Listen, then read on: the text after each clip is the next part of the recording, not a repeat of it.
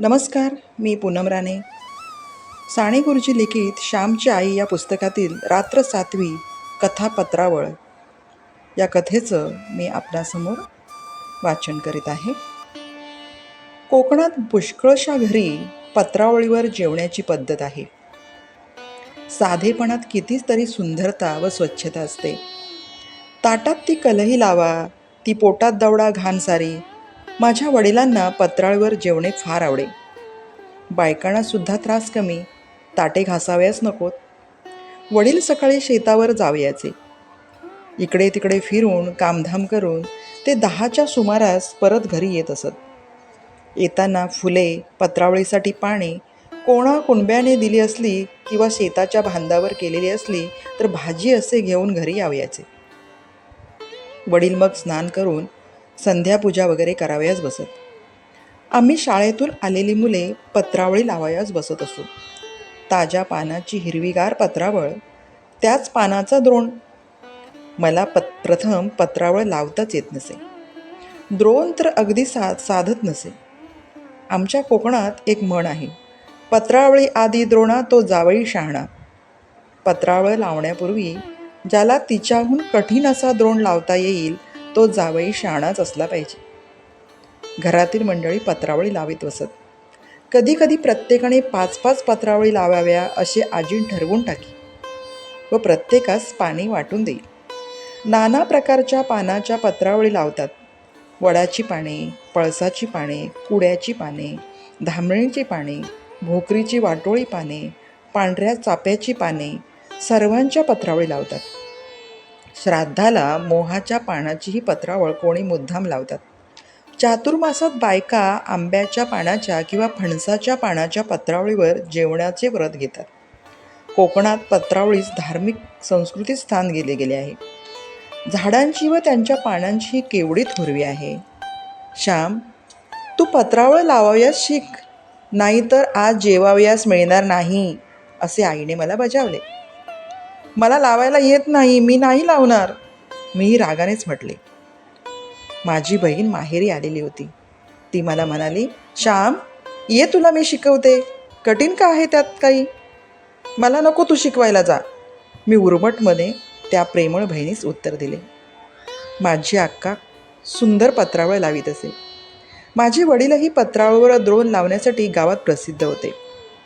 आमच्या गावात रामभटजी म्हणून एक होते. त्यांची तर आख्यानिकाच झाली होती. जे पान हातास लागेल ते घेऊन रामभटजी टोचीत जावयाचे. चांगलेच पान पाहिजे, हे ते नीट बसणार नाही वगैरे विचार त्यांच्या मनात येत नसत. कसेही पान असो, रामभटजींच्या पत्रावळीत त्याला स्थान आहेच. कोणाकडे लग्न मुंज असली, प्रयोजन वगैरे असले की गावातील मंडळी त्यांच्याकडे जमावयाची व पत्रावळी लावीत बसावयाची. गप्पा गोष्टी करत सहकार्याने कामे करावयाची. अलीकडे ती पद्धत जात चालली आहे. अशी ही पत्रावळीची परंपरा मला शिकणे भाग पडले. परंतु मी पडलो हट्टी. मी काही त्या दिवशी पत्रावळ लावली नाही. व आईने माझे पान मांडले नाही.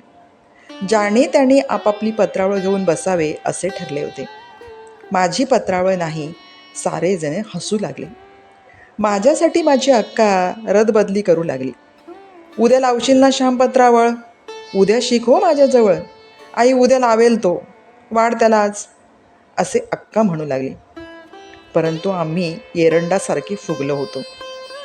मी नाहीच लावणार, जा, नका वाढू मला जेवायला, माझे अडले आहे खेटर, मी तसाच उपाशी राहीन, असे रागाने म्हणत मी ओसरीवर गेलो.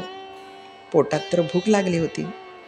कोणी आणखी समजूत घालायची येते का याची मी वाट पाहत होतो. शेवटी माझी थोर निर्भिमानी अक्का तीच पुन्हा माझ्याजवळ आली.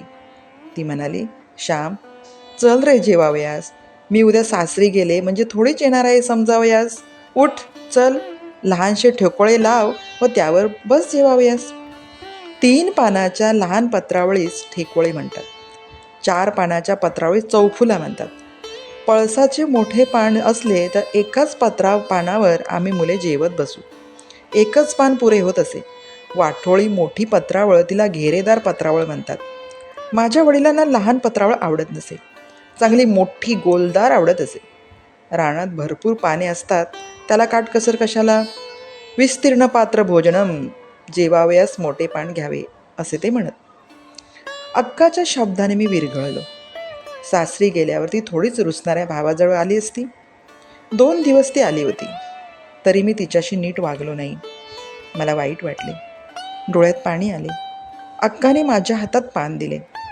हे खाली आधाराला लाव, असे ती म्हणाली. मी हातात एक चोय घेतली आणि टाका लावला, परंतु चोय फार टोचत होती. टाका तुटे ना. श्याम, ही दुसरी घे चोय, ही चांगली आहे, असे म्हणून अक्काने दुसरी चोय जुडीतून काढून दिली. कसे तरी मोठे मोठे टाके घालून मी ठोकळे तयार केले व घरात नेले. ही माझी पताळ, वाढ मला, मी आईला म्हटलं. हातपाय धुवून आलास का पण, आईने विचारले. हो, केव्हाच हातपाय धुतले, मी काही घाणेरडा नाही, मी म्हटलं. घाणेरडा नाहीस, परंतु सुसू तर करतो आहेस. नाक नीट शिंकरून ये. तो मी तिकडे वाढते, आई म्हणाली. मी नाकही स्वच्छ करून आलोय व जेवायला बसलोय. पोटभर जेव चांगला, उगीच हट्ट करतोस. तो शेजारचा वासू एवढासा आहे, पण कशी छान लावतो पत्रावळ, आई बोलत होती. मी रागाने भराभर जेवत होतो. पत्रावळ कशी तरी लावलेली होती. तिचा एक टाका निघाला आणि माझ्या गजात अडकला. मी घाबरलो. शेवटी निघाला एकदाचा. टाके जातात घशात तरी म्हणे तूच पत्रावळ लाव, मला लावायला येत नाही तरी म्हणे लाव, मी रागाने म्हटलं. आमच्या घशात नाही जात ते. तू निष्काळजीपणाने लावलीस याचं हे प्रायचित. जोपर्यंत तू चांगली पत्रावळ लावण्यास शिकणार नाहीस, तोपर्यंत तुझी पत्रावळ तुला ठेवण्यात येईल, आई म्हणाली. मी दुसऱ्या दिवसापासून चांगल्या पत्रावळी लावण्याचा निश्चय केला. अक्का पत्रावळ कशी लावते, दुमड कशी घालते ते पाहू लागलो. काही पानांना दुमड घालावयाची असते. ज्याला आपणापेक्षा एखादी गोष्ट चांगली करता येत असेल त्याच्या जाळून शिकले पाहिजे. त्यात गर्व कशाला? प्रत्येक गोष्ट चांगली करता आली पाहिजे. जे जे करीन ते उत्कृष्ट करीन, असे माणसाचं ध्येय असावं. पत्रावळ लावणे असो वा ग्रंथ लावणे, शेण लावणे असो वा शेला विणणे असो, माझ्या वडिलांचा हा गुण होता. ते धुणी दांडीवर वाळत घालीत, तर कशी सारखी घालीत, टोकाला टोक मिळालेले. आमच्या गावात एक गरीब गृहस्थ होते. ते गोंधळेकरांकडे धुणी वाळवत घालण्याचे काम करीत. ते इतकी छान धुणी वाळत घालीत की पाहत बसावे. माझे वडील भाजीच्या दळ्यांना पाणी शिंपीत, त्यावेळेस किती बारीक धारेने शिंपीत, हाताने धार धरून शिंपीत, परंतु ते काळजी घेत. प्रत्येक गोष्टीत नीटनेटकेपणा असला पाहिजे, सौंदर्य असले पाहिजे. माझ्या आईने मला प्रत्येक गोष्ट मनापासून कराव्यास शिकवले. प्रत्येक गोष्ट चांगली कराव्यास लावले. आपण लावलेली पत्रावळ कोणालाही मांडतील. जर ती नीट नसेल तर जेवणाराच्या घशात टाका जावायचा. पत्रावळ लावताना मनात म्हटले पाहिजे, कोणी हिच्यावर जेवो त्याला नीट जेवता येईल. घशात टाका जाणार नाही, फटीतून अन्न खाली जाणार नाही. मी चांगली पत्रावळ लावण्यास शिकलो. एक दिवस माझ्या हातची पत्रावळ मुद्दाम वडिलांसाठी मांडली. वडिलांनी विचारली, चंद्रे, तुझी का ग ही पत्रावळ? अक्का म्हणाली, नाही, ती श्यामने लावलेली आहे. वडील म्हणाले, इतकी चांगली? केव्हापासून यावयास लागली? आई म्हणाली, त्या दिवशी जेवायला घातले नाही आणि तू चांगली पत्रावळ लावीपर्यंत तुझी तुलाच घ्यावी लागेल, असे सांगितले म्हणून नीट शिकला लावायला. मी आईला म्हटलं, आता मागचे कशाला सांगतेस? भाऊ, आता चांगली येते की नाही मला? आता काय सुंदरच लावता येते, पण द्रोण कुठे लावता येतो? वडील म्हणाले, द्रोणही मी लावून ठेवला आहे. विहिरीवर अक्काने लावलेला एक द्रोण मी घेऊन आलो आणि त्यांच्यासारखा लावीत बसलो. शेवटी साधला. मी तुम्हाला जेवण झाल्यावर दाखवेन, मी सांगितले. माझ्या पत्रावळीचं गुणगान झाल्यामुळे मी फार हुशारून गेलो होतो. जेवण झाल्यावर मी द्रोण वडिलांना दाखविला. चांगला आहे, परंतु इथे चुकला. समोरासमोरचे कोपरे सारख्या दुमडीचे हवेत, असे म्हणून त्यांनी सुधारून दिला.